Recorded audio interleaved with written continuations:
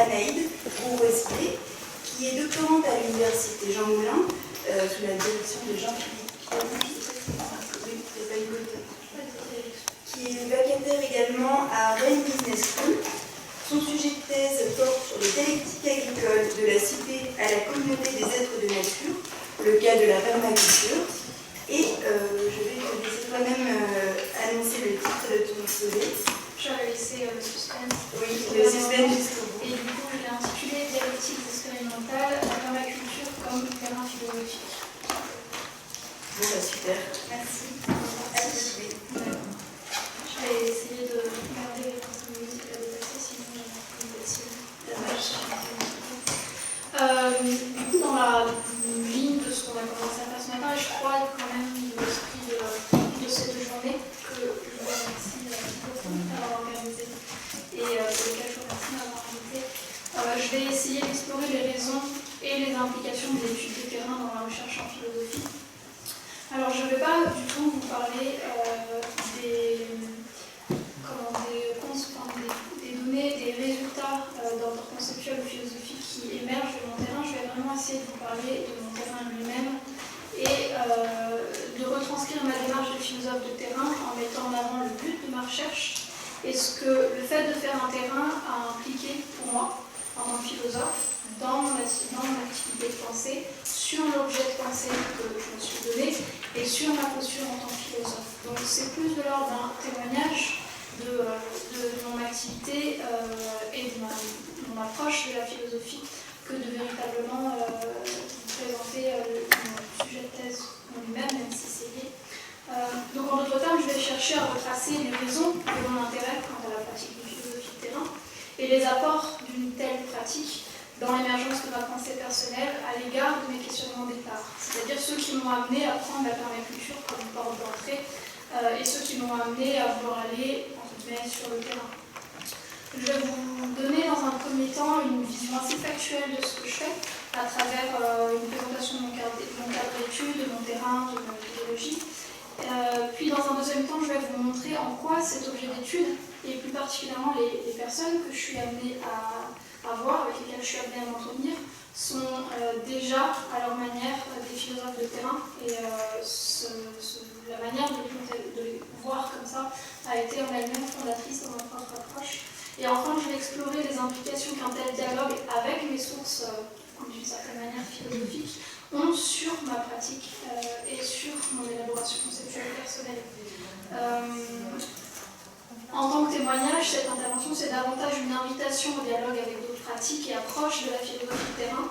Et ce n'est pas une théorisation normative et méthodologique de ce que devrait être ou doit être ce qu'on appelle la philosophie de terrain. Mais ça, je crois qu'étant donné les discussions qu'on a déjà eues depuis le début de la journée, c'est assez clair pour les uns et les autres et je crois qu'on est tous à peu près dans la même optique. Alors, j'ai déjà été présentée, je suis doctorante, je m'intéresse principalement à la notion de communauté et notamment à ce que peut signifier pour un être humain d'être inclus à la fois dans la communauté politique d'un côté et biotique de l'autre. Et ce que ça peut impliquer en tant qu'expérience de vie, en tant que posture, de pratiquer quelque chose, d'être dans une expérience qui se situe à l'imbrication de ces deux sortes de communautés. C'est cette double inclusion qui m'intéresse, notamment en ce qu'elle cherche à redéfinir la notion d'habitation.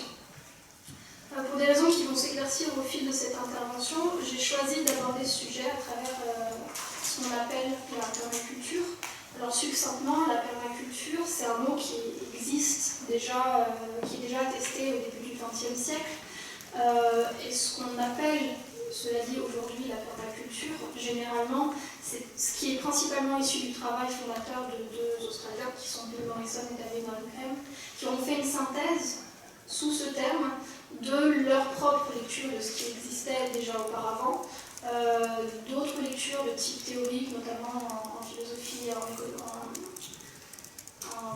politique écologique ou en écologie profonde, et de leur pratique de vie durable, qui est chez eux, dans leur cas, une vie assez rurale, avec un énorme apport d'ordre agricole qui est un apport si important qu'on a parfois tendance à avoir d'abord l'agriculture dans la permaculture au détriment du reste.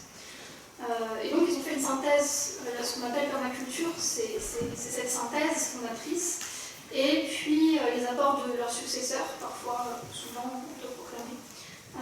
Cet ensemble de pratiques est adossé à une approche plus large de l'acte d'habiter la nature, parfois appelée philosophie de vie dans les textes eux-mêmes et par les personnes rencontrées. Et elle se déploie à travers une myriade d'initiatives, principalement d'origine et d'ordre agricole, mais pas que. Il y a aujourd'hui des extensions du concept de permaculture, par exemple dans les environnements purement managériels. Il y a des tentatives de théoriser ce que devrait vouloir dire la permaculture dans une approche de management des personnes. Mais ce n'est pas ce à quoi je m'intéresse principalement. Je m'intéresse à ceux qui ont cette pratique d'ordre agricole, ou du moins un pied dans cette pratique.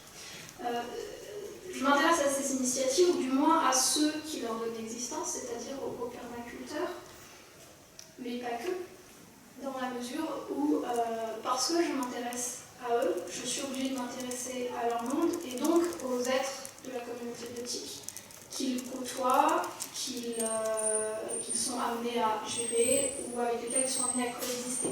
Donc ce que j'appelle mon terrain, c'est un ensemble d'initiatives locales qui n'ont pas de lien institutionnel les unes avec les autres, qui sont réparties dans toute la France, principalement pour des questions linguistiques. Je pourrais très bien les faire dans d'autres langues, mais j'aimerais garder une langue, c'est déjà souvent compliqué de conceptualiser à partir d'une langue, donc je vais en rester là. Principalement en zone rurale, mais pas que, et chez lesquelles cette pratique d'ordre culturel ou agricole est testée. Pour le moment, j'en ai recensé, gardé dans mon recensement à peu près une centaine, mais ça ne compte pas celles que je n'ai pas intégrées. Et je ne compte pas visiter la centaine parce que je n'ai matériellement pas la possibilité de le faire, le temps, etc. Et je crois qu'aussi, au bout d'un moment, j'arriverai sans doute à un point de saturation où la méthodologie que je suis pour le moment serait plus utile. Dans ces lieux, il y a un certain nombre d'individus, parfois un chiffre extrêmement restreint, parfois une seule personne. Dans d'autres, il y en a beaucoup plus. Donc quand je parle d'initiative, je ne parle pas de personnes, c'est-à-dire que une initiative peut regrouper 3, 4, 5 entretiens en fonction du nombre de personnes qui sont impliquées. Donc pour trouver ces initiatives, je reviendrai sur quelle forme d'entretien j'ai avec les gens qui sont là-bas, mais pour trouver ces initiatives, simplement, j'effectue une série de repérages et de recoupements qui me permettent de les sélectionner, qui permettent de sélectionner celles qui me paraissent plus intéressantes ou plus riches. J'ai plusieurs outils pour ça, à commencer par mon ami Google, qui me permet, quand je couple en fait, la recherche avec un nom de territoire ou un nom de département, déjà de faire apparaître un certain nombre de choses. Facebook est aussi une mine parce que la communauté de la permaculture est très active à travers une myriade de groupes, que ce soit par département, territoire, de manière nationale, globale, en fonction de tel ou tel pan de la permaculture. Là, il y a beaucoup de choses qui se passent aussi. Donc, il y a beaucoup de choses qui ressortent. Ensuite, il existe des annuaires, comme le Grand Paille, la permaculture globale. Et à partir de là, je regarde le contenu déjà mis en ligne par les personnes elles-mêmes, ce qui permet d'avoir une première approche du projet. Et j'entre en contact qu'à la dernière minute, c'est-à-dire au moment de planifier vraiment une visite pour essayer d'en savoir plus, voir si ça vaut la peine, déjà s'ils sont d'accord pour me rencontrer, etc. À partir de là, une fois que je suis sur un terrain, ça devient plus facile de reconstituer l'écosystème dans lequel eux-mêmes sont impliqués, en leur demandant directement qui est-ce qu'ils connaissent, et de faire du coup émerger toutes les personnes qui, peut-être par choix, souvent par choix, ne veulent pas en fait apparaître sur Internet. Et donc d'éviter le biais que sous prétexte que c'est pas sur Internet, ça n'existerait pas. Parmi des cas les plus touchants que j'ai eus, il existe un cas en particulier, une communauté qui ne veut pas apparaître d'un point de vue individuel et qui n'est pas présente sur Internet et dont la seule adresse que j'ai un jour pu exhumer est une adresse RiseUp. Ce genre de choses, c'est ça, un numéro de téléphone, etc. J'ai pu chercher sur Google Maps où ils étaient, y aller à pied pour toquer à la porte en disant coucou, est-ce que vous faites ça? Et ça, c'est par uniquement une première approche de terrain que j'en avais entendu parler. Sinon, je serais passée à côté, alors qu'en fait, c'était une expérience dans le cadre de mes recherches qui a été fondamentale et fondatrice pour moi. Donc sur le terrain, malheureusement, mes visites, enfin malheureusement, pas que malheureusement, des fois malheureusement, des fois non, mes visites sont assez brèves, généralement c'est lors d'une demi-journée. Et il s'agit d'un entretien semi-guidé in situ, semi-guidé, c'est-à-dire que j'ai un certain nombre de questions que je veux aborder et que je veux aborder sur le site lui-même, c'est-à-dire généralement on a une partie de l'entretien qui se déroule assis, posé à l'endroit où le permaculteur ou la permacultrice le souhaite. Puis ensuite on se promène dans le site lui-même et à partir de son témoignage on reconstitue la géographie du site. Bien sûr je ne suis pas à l'ordre des questions parce que tout simplement eux-mêmes abordent des choses sur lesquelles je voulais les questionner, mais bien évidemment pas dans l'ordre dans lequel je les avais pensées, et j'ai pas du tout envie de les arrêter pour pouvoir savoir, pour leur dire attends, ça c'est la question suivante, parle-moi de ça d'abord. Donc en fait on fait vraiment des allers-retours entre des questionnements personnels, etc., ce qui donne plutôt l'air d'une discussion et pas du tout d'un questionnaire qualitatif. Tout ça j'enregistre sur dictaphone pour pas en perdre la trace. Parfois, je fais également des croquis juste après l'entretien pour me souvenir d'un point architectural important ou d'un schéma particulier d'organisation, voire je prends des photos dans certains cas.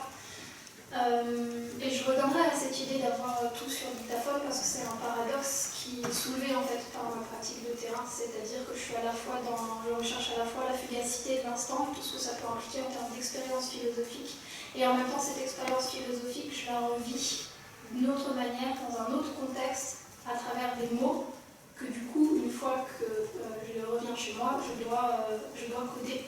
Et alors comment je fais? Tout simplement, j'utilise un logiciel de retranscription, mais comme il n'en existe pas qui sont capables de s'adapter à une myriade de voix différentes, je suis de toute façon obligée de redire moi-même l'entretien, c'est-à-dire que je suis obligée de redire l'intégralité de ce qui a été dit en l'écoutant.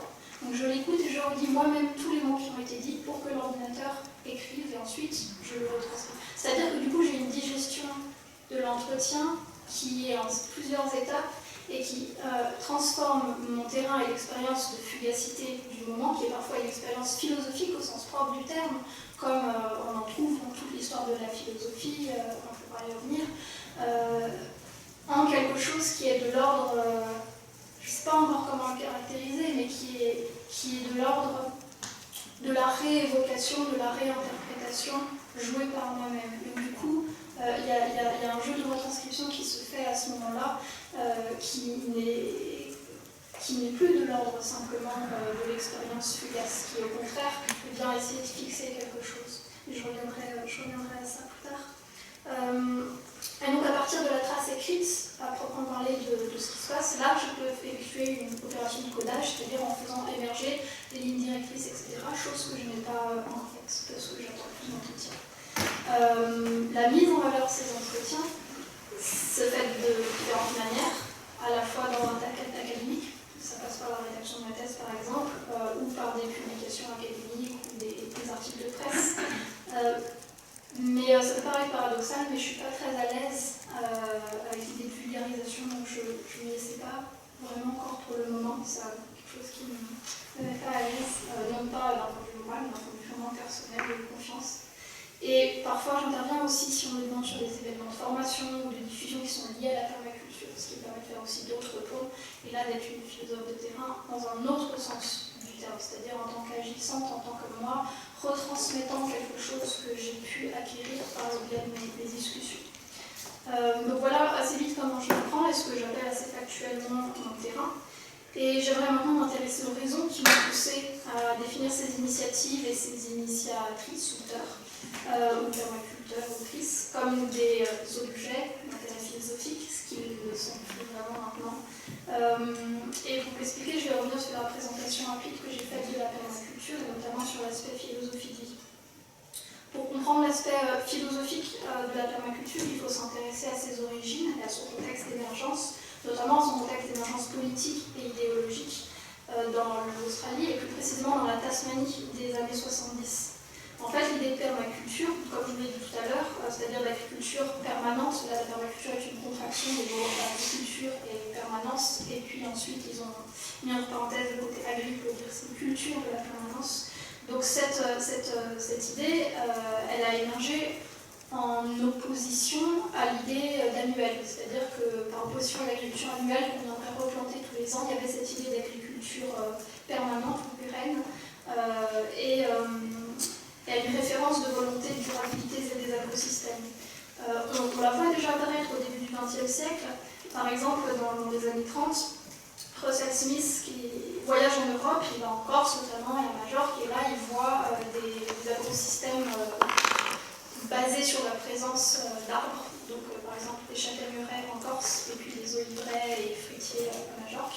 Et en fait, il montre que grâce à ces agrosystèmes qu'il appelle du coup permanents, s'installe une forme de stabilité économique, sociale et une forme de richesse sociale qui met en lumière, en rapport, en regard avec ce qui se passe à la même époque aux États-Unis, à savoir les phénomènes de Dust Bowl, que vous connaissez peut-être si vous avez lu Les raisins de la colère, qui en gros sont des phénomènes d'érosion massif des terres agricoles et notamment un emportement des terres par le vent qui sont liés et qui provoquent des crises sociales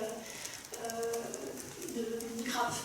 Et donc il émet l'idée que ça pourrait être intéressant de poursuivre cette piste et de continuer à développer cette idée d'une agriculture forestière.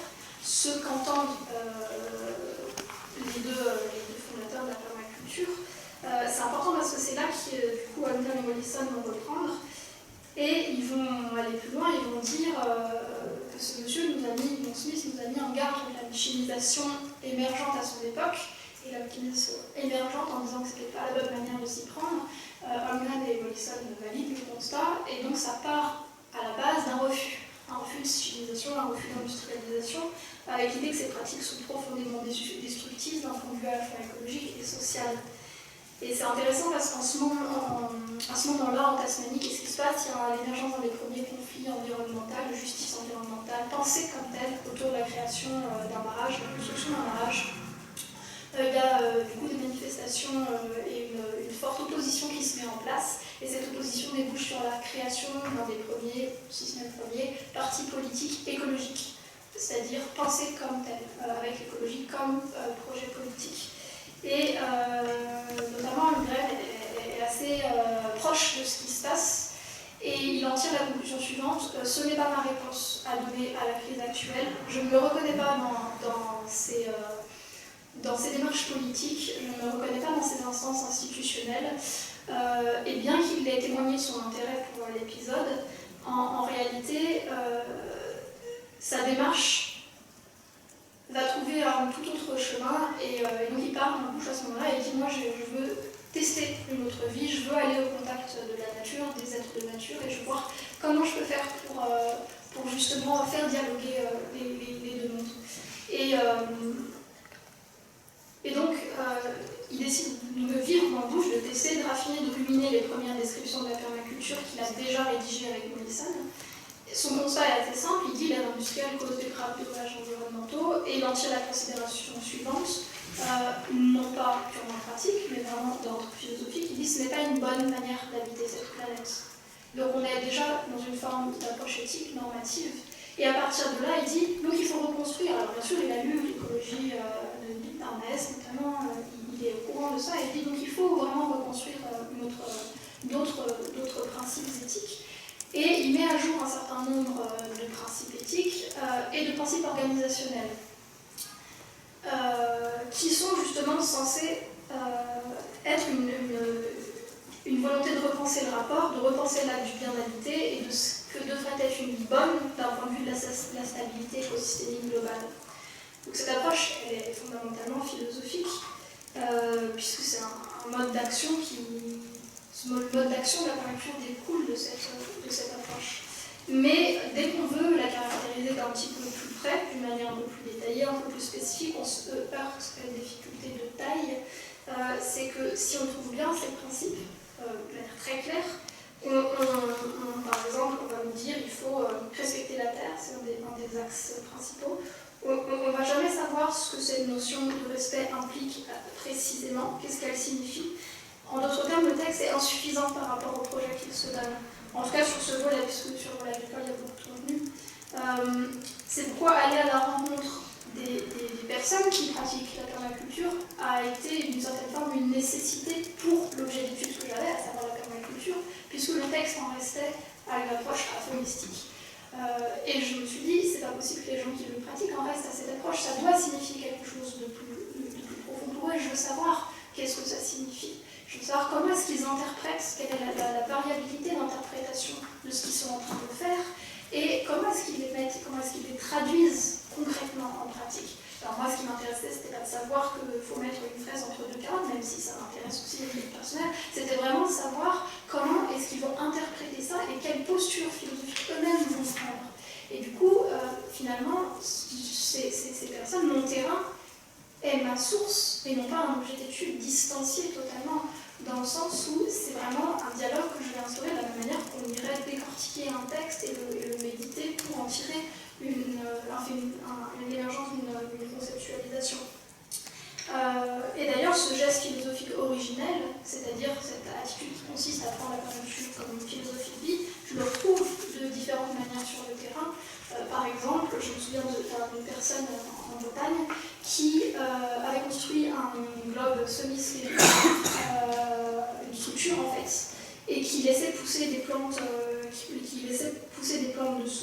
dessus, et qui se plaçait à l'intérieur du globe avant de commencer son travail, pour repenser à la manière dont il définit sa place parmi les êtres vivants, son but et la manière d'y arriver. Et notamment, ce monsieur me disait qu'il cherchait à être dans ce qu'il appelait un juste milieu entre l'effacement de sa présence et son affirmation nécessaire, je peux transcrire, et que c'était ce but qui dirigeait ses actions.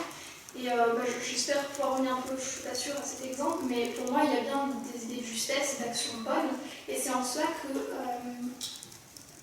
que finalement les gens que je rencontre ne sont pas simplement des objets de dissection, mais sont véritablement des philosophes de terrain à leur manière, avec qui je dialogue et je fais évoluer ma propre pensée. Et ça me paraît évident de dire que toute pratique est une forme incarnée de pensée, ou disons de rapport conceptuel au monde, que le geste et le concept vont de pair, qui sont soudés par des formes d'imaginaires sociaux ou environnementaux. Et la plupart des permacultures, par leur geste initial, sont avant tout des penseurs, des repenseurs, des créateurs du système. Ce qui implique une dose de philosophie, même si ce n'est pas une philosophie qui est régulée par les codes et les traditions de l'académie.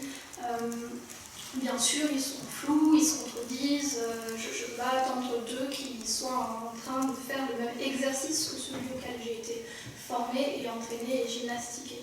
Mais ça, c'est pas grave en fait. Donc dans mon objet d'étude, il y a dès le départ une double approche philosophique, d'abord dans les écrits, ensuite dans la posture que les permaculteurs et les permacultrices eux-mêmes ou elles-mêmes adoptent localement à travers leur projet, leur initiative. Donc, mon objet d'étude philosophiquement parlant n'existe que par le terrain, c'est-à-dire je ne peux pas faire l'abstraction d'un terrain. Si je ne vais pas sur le terrain, honnêtement, je ne pourrais pas rendre compte de manière honnête de ce que je suis en train de parler. Il faudrait mieux que je me taise. Et il s'incarne, et ça c'est très important pour moi, dans l'expérience. Et donc il m'invite moi-même, pour le comprendre et pour le cerner, à suivre ce chemin-là. Et c'est précisément ce chemin-là que je vais essayer de caractériser maintenant. Alors pourquoi j'avais besoin de faire de la philo de terrain et quelles sont les implications philosophiques pour moi? Alors d'abord, qu'est-ce qui n'est pas ce chemin? J'aurais pu être une philosophe de terrain sur le terrain en tant que permacultrice, c'est-à-dire avoir ma propre initiative, ce n'est pas ce que je fais. J'aurais pu essayer de dépasser l'aphorisme tout simplement en faisant mon propre projet et en le voyant se dérouler un jour, se dérouler sous mes yeux. Je le ferai peut-être un jour, mais ce n'est pas ce que j'ai fait à ce moment-là. J'aurais pu intégrer une communauté ou une initiative déjà existante sur une longue période. Je connais des personnes qui font ça, mais pareil, ce n'est pas ce que j'ai fait. J'ai préféré multiplier les discussions comme une manière de croiser les interprétations, de faire dialoguer au fil de mes rencontres les différentes versions, les différentes sensibilités et interprétations. Et je justifie mon approche du terrain par l'objet d'étude lui-même, et je crois qu'il y a quelque chose, c'est un peu le serpent qui se mord la queue, c'est-à-dire que c'est par hasard si je suis allée vers un objet d'étude qui lui-même nécessitait un terrain. Déjà, je pense qu'il y a quelque chose de beaucoup plus personnel en fait dans cette démarche. D'une part parce que j'ai toujours été intéressée par l'observation des incarnations pratiques, des théories, et d'autre part parce que je me suis a priori reconnue dans mon approche de la philosophie, dans cette expérience en fait, dans cette idée d'expérience, et que je voulais l'observer se dérouler.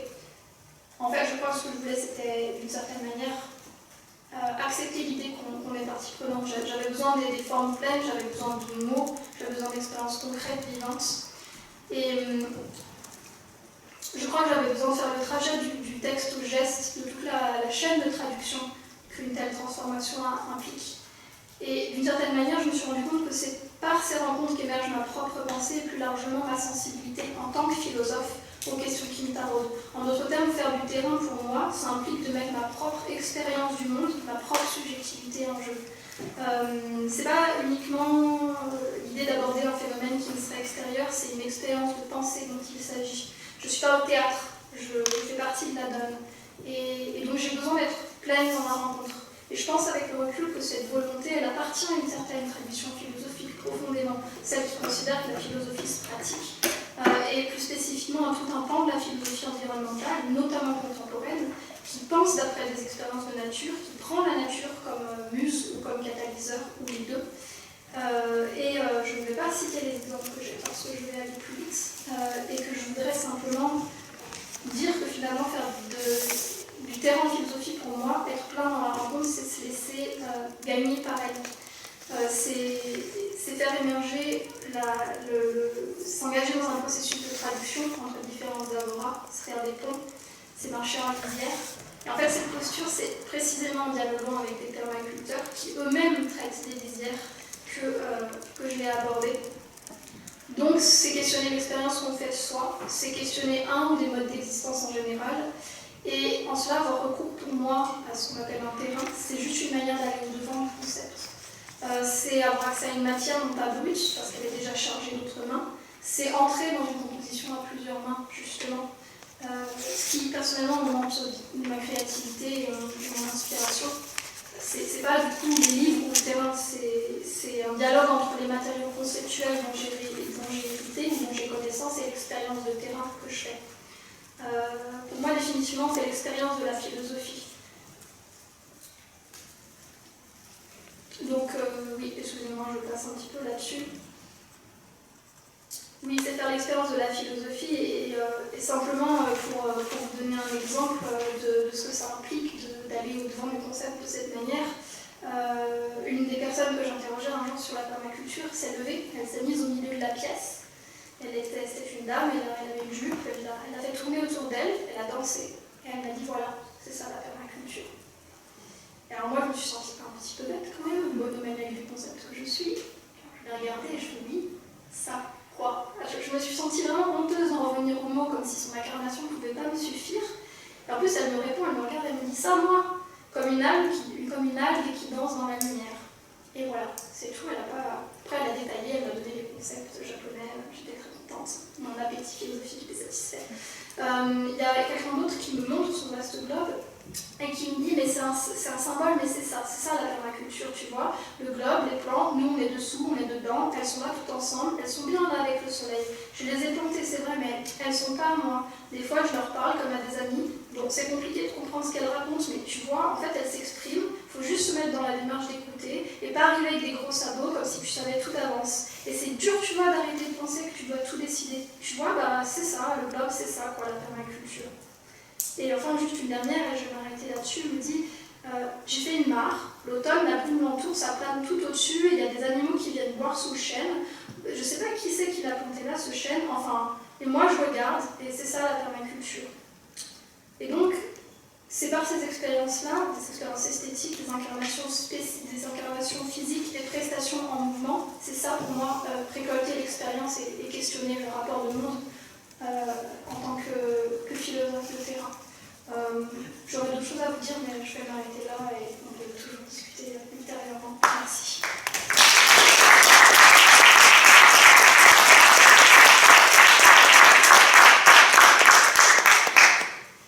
Merci beaucoup Anaï pour cet exposé très riche et j'ai beaucoup aimé le fait que tu sois attentive à montrer ce dont on parlait tout à l'heure, le cheminement de la recherche, le fait que ce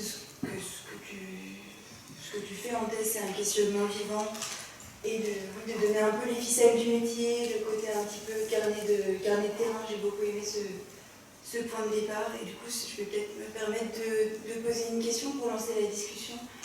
Tu as parlé d'un côté inextricablement lié entre le texte qui est basé sur une expérience de terrain et les rencontres que tu fais avec les différents acteurs des initiatives que tu découvres, qui sont eux-mêmes, tu as dit, des philosophes de terrain eux-mêmes, qui sont porteurs d'une interprétation. Tu as même parlé d'un processus de traduction qui s'opère entre ces deux volets que tu as distingués. Et je voulais savoir si tu avais déjà pensé à ce que serait le vecteur d'hybridation. Enfin, c'est un peu des grands mots, mais c'est juste pour dire comment est-ce que tu vas faire le va-et-vient au moment du passage à la rédaction. C'est une limite de l'exercice académique qui nous intéresse tous cet après-midi, vu qu'on est doctorants, pour ceux qui vont intervenir.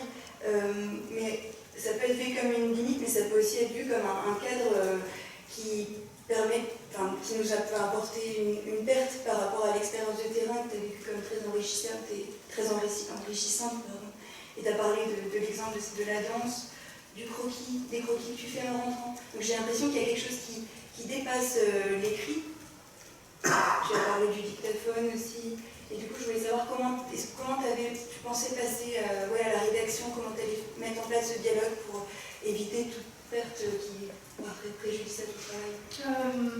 Par rapport à faire l'expérience ou à enrichir, simplement, je vais commencer par là. Il y a quelque chose qui est très important, c'est que véritablement, c'est par le terrain que je pense être en train de devenir la philosophe que je deviens.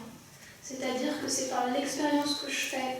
Un jour, je suis allée sur un terrain, celui dont je parlais tout à l'heure, qu'il a fallu que je trouve par un moyen interposé, par regroupement, et je suis allée, c'était le 2 janvier, il faisait froid, c'est à flanc de montagne, c'est dans la forêt.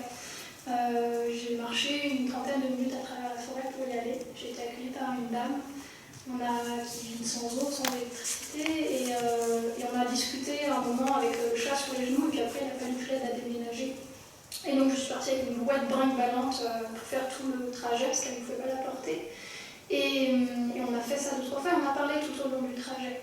Et en fait, ce moment-là a été décisif dans ma propre manière d'expérimenter philosophiquement les concepts et les notions que j'étais en train d'aborder. C'est-à-dire que Conche dit qu'il a eu, Marcel Conche dit qu'il a eu une expérience métaphysique quand il avait 6 ans, quand il se promenait sur un chemin et qu'il s'est demandé le chemin qui disparaît à l'horizon, continue-t-il ou est-ce la fin du chemin? Voilà, il avait 6 ans. Et en fait, je crois qu'il y a toujours, comme c'était ce matin, un terrain implicite qui nous fait surgir une pensée. Moi, mon terrain explicite et implicite à la fois, mon terrain est vraiment un catalyseur et ça, je crois que c'est important. Maintenant, comment retranscrire ça? Je pense en faisant œuvre de créativité, avec les différents supports qu'on est capable de créer. On a toujours un côté frustré, je pense, en tant que penseur, en tant que créateur en général. Je pense que les artistes peintres sont frustrés, les musiciens sont frustrés, on est tous des frustrés, c'est pour ça qu'on crée en fait. Alors c'est clair que quand on veut suivre les normes académiques, il y a des choses qui se perdent. Quand j'ai réalisé ma première publication académique, le premier texte que j'ai envoyé à révision, on parlait de Platon, on parlait de Sartre, des philosophes quoi. Et puis le directeur de recherche était assez content, et puis les réviseurs ont dit oui mais bon, Platon on s'en fout un peu quoi. Puis au fil de 3 révisions, quand le papier a été publié, je le renvoie, et en fait il n'y avait plus rien de philosophique dedans, et il n'y avait plus vraiment d'expérience non plus. Donc ça c'était complètement, ça avait été absorbé, digéré, mâché et rejeté par le couperet académique. Je pense qu'on a la chance quand même d'avoir plusieurs vecteurs à notre disposition et qu'il ne faut pas se restreindre. Personnellement, c'est comment? Le vrai paradoxe, c'est de figer par les mots quelque chose qui à la base est fugace. Et c'est de faire perdre de cette fugacité, ne serait-ce que par le retraitement que je fais subir et que je fais subir à mes données lorsque je les redigère. Ça, c'est un vrai paradoxe auquel je n'ai pas de solution, pas de réponse. Sinon, je crois que la diversité des supports qui sont à notre supposition peut me permettre, par exemple dans un essai où je serais très libre, de faire passer des choses très intimes sur comment j'ai vécu les choses, à la manière du récit véritablement, de l'introspection, Et je crois que c'est profondément philosophique, hein, la méditation, c'est quelque chose qui donne à voir l'intérieur d'une expérience de pensée. Et par ailleurs, je peux satisfaire les normes académiques et professionnelles qui me permettront d'avoir un travail un jour en philologie universitaire académique qui respecte d'autres types de règles, qui dans soi sont pas mal, c'est simplement un type de règle qui, pour moi, perd quelque chose de mon expérience, mais j'ai d'autres moyens d'exprimer. Merci beaucoup. Quelqu'un a une question ?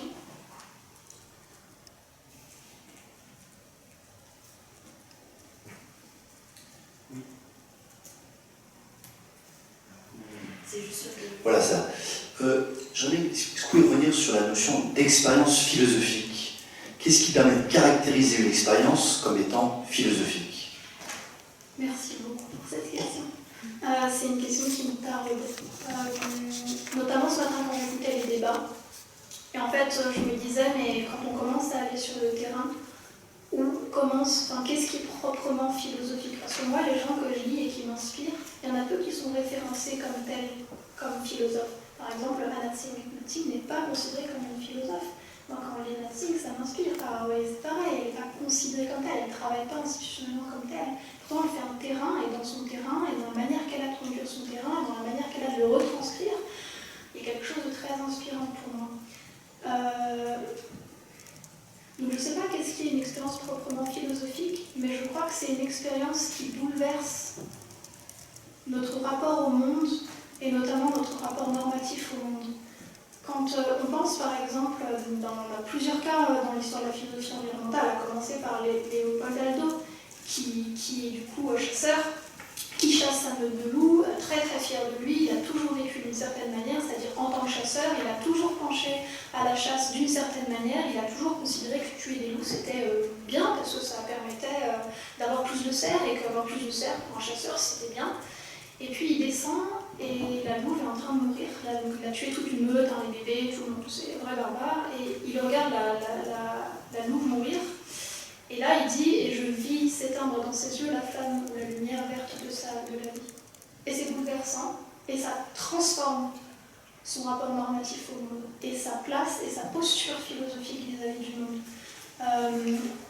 Masanobu Fukuoka, qui est un des influenceurs forts de la permaculture, donc il n'est pas lui-même permaculteur, c'est un agriculteur japonais, qui a fondé ce qu'on appelle l'agriculture naturelle, ou l'agriculture du non-faire. Ce monsieur était un ingénieur agricole, si je me souviens bien, il travaillait dans la chimie, et puis un jour il travaillait beaucoup, et il sort de là où il travaillait, c'était le matin, il y avait le port qu'il voyait avec la brume au-dessus, et il y a une grue qui passe lentement. Et il dit que cet instant est fondamental dans sa vie, parce que d'un coup il se rend compte qu'il fait trop de choses. Donc je passe les détails, et à partir de là, il dit non, je vais maintenant m'engager sur la voie du non-faire. Et il décide de méditer sur l'éclair philosophique qu'il vient d'avoir, et ça donne lieu à la création de sa pratique agricole. Il retourne chez son père, il rachète des terres agricoles, il va vivre dans des huttes en bois. Et en fait, je pense que ça, c'est des exemples de ce que j'appelle une expérience philosophique. Si ça répond à votre question. Ah, c'est bien. Oui, merci.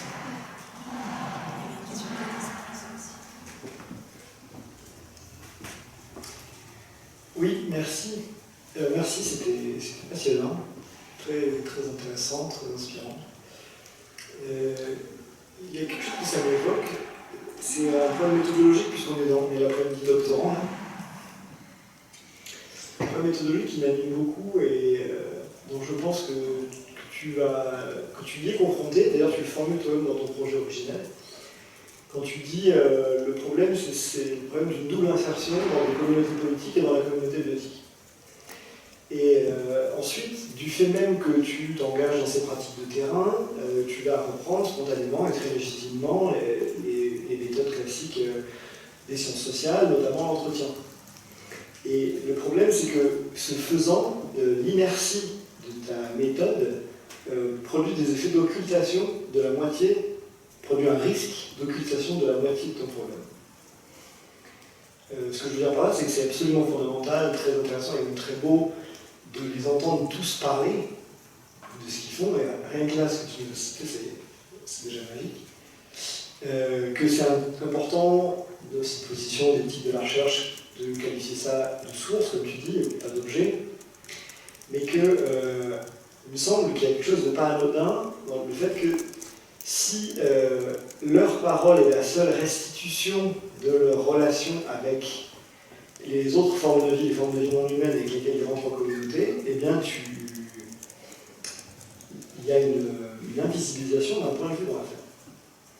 Il y a une indignité à parler pour les autres, comme dit Philosophe, qui est reconstituée ici, dans laquelle le seul point de vue que tu as sur le design du permaculture, c'est celui du permaculteur lui-même. Et donc ma question, ouverte et abyssale, c'est quelle méthode pour recueillir quelque chose comme le point de vue des habitants non humains du design? Quelle manière d'en parler? Quel savoir il faut mobiliser? Quel type de registre de discours utiliser? Voilà, c'est juste quelque chose qui m'est apparu comme une sorte d'enjeu méthodologique assez fort. Oui, merci beaucoup pour la remarque et les deux remarques. Alors c'est quelque chose qui m'est venu précisément à la lecture des diplomates, de me dire, mais moi en fait justement, comment je fais pour parler du reste? Et j'avoue que j'ai pas encore de réponse, parce que je sais pas comment m'y prendre en fait, concrètement. Je sais pas comment m'y prendre et j'ai l'impression aussi que le cadre que j'ai choisi, comme c'était souligné de l'entretien, etc. Et puis aussi du passage, le caractère passager de ma venue, est un vrai frein à la reconnaissance et à la lecture de ce qui est en train de se passer sur chacune des initiatives. Et d'ailleurs, je pense que si l'initiative qui m'a la plus touchée m'a touchée à ce point-là et que j'ai vécu les expériences que j'y ai vécues, c'est précisément parce que je connaissais parfaitement l'endroit, parce que c'est un endroit où j'ai vécu, où j'ai grandi, où j'ai exploré toute ma vie en fait. Et que du coup, je pouvais lire d'une toute autre manière. Mais j'ai vraiment pas de réponse. C'est quelque chose auquel je pense régulièrement et puis je continue d'avancer en me disant ok, je sais toujours pas quoi en faire, je sais pas vraiment comment me désenchevêtrer de ce problème, etc. Des fois je me dis je le réserve pour autre chose, mais du coup je sais pas quoi faire avec ce que j'ai pour le moment.